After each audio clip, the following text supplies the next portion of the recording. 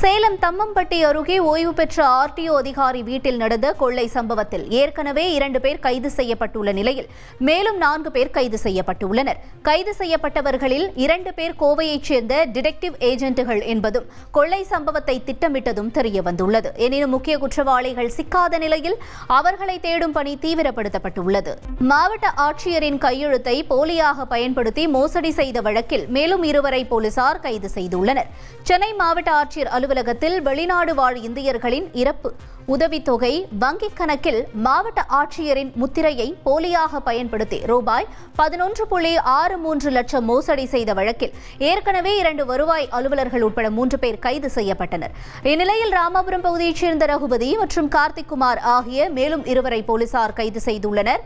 இருவரிடமிருந்தும் வங்கிக் கணக்கு புத்தகங்கள், காசோலை புத்தகங்கள் பறிமுதல் செய்யப்பட்டுள்ளது. செய்திகளை உடனுக்குடன் தெரிந்து கொள்ள உடனே சப்ஸ்கிரைப் பண்ணுங்க.